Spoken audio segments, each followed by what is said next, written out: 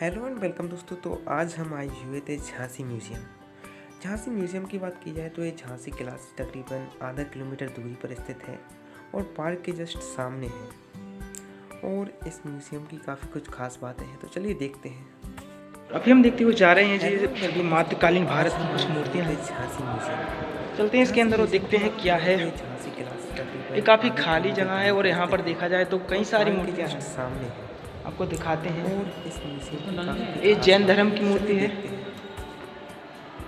Hello and welcome ये दोस्तों। है तो आज छठवें हम आए तीर्थकर हुए थे प्रभु झांसी पदम म्यूज़ियम। प्रभुनाथ जी की मूर्ति झांसी है म्यूज़ियम की बात की जाए तो ये झांसी और किला से तकरीबन ये है आधा किलोमीटर दूरी पर स्थित है और स्थानस्थ परम पार्क के जस्ट प्रभुनाथ की सामने मूर्ति। है। और इस इस तरीके से म्यूज़ियम चलिए अब थोड़ा और आगे चलते हैं और देखते हैं कुछ नई चीज़ें।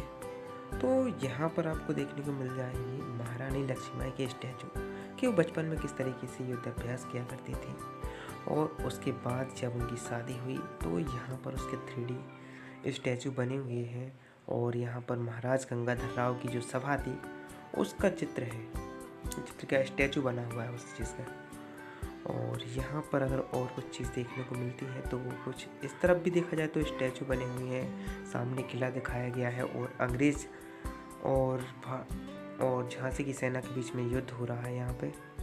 और ये महारानी लक्ष्मीबाई दोनों हाथों से तलवार चलाती हुई दिखाई दे रही हैं। और इस तरफ देखा जाए तो अंग्रेज़ों के बीच और महारानी की जो सेना थी उसके बीच युद्ध हो रहा है।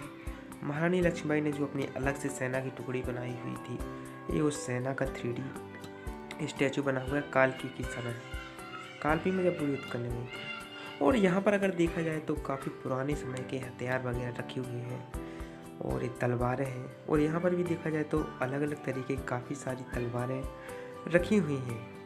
और एक काफ़ी बड़ी और लंबी बंदूक है जो कि उस समय हुआ करती थी और एक किले की सबसे प्राचीन फोटो कह सकते हैं इसे। और ये छोटी सी तोप है, मिनी तोप। और उसके बाद हम देखने लग गए अपनी बुंदेलखंड का प्राचीन जीवन, किस तरीके से किसान बैलों के द्वारा खेती किया करते थे। मटकी से मठा बहाया जाता था और खेतों से लकड़ियाँ लाते थे, मटकी से पानी भरते थे, कुएं से पानी निकालते थे, चूल्हे पर रोटी बनाते थे।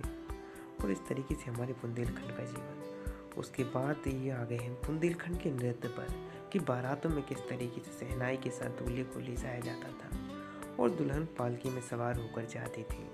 और उसके बाद जब हम थोड़ा और आगे बढ़े तो दुल्हन की वर वधू की काफ़ी अच्छे से चित्रण बताया गया था स्टैचू में।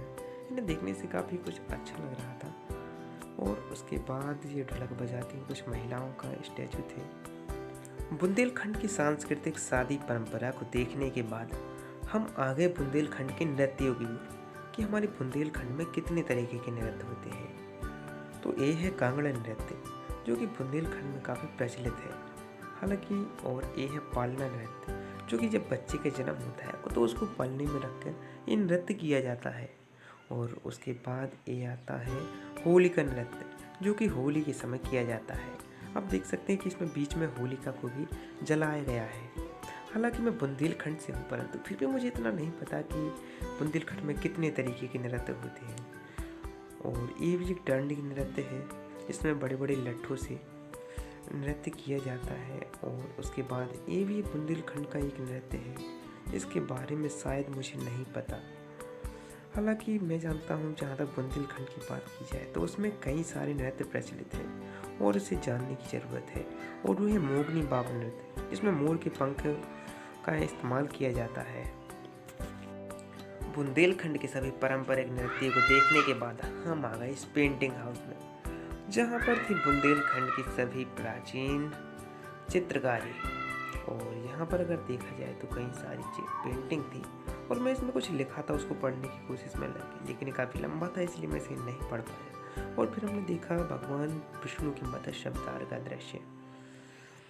और यहाँ पर अगर देखा जाए तो कई और भी चित्र दिए हुए हैं जिनको अगर बारीकी से देखा जाए तो हम अपने इतिहास के बारे में कई सारी चीज़ें देख सकते हैं। और ये थे हमारे मित्र शिवम और यहीं पर कई सारे और भी। और इतने ही टाइम में हमारा लंच हो गया, चलो चलते हैं। और हमने फिर अपने ऑफिस जाने का फैसला किया।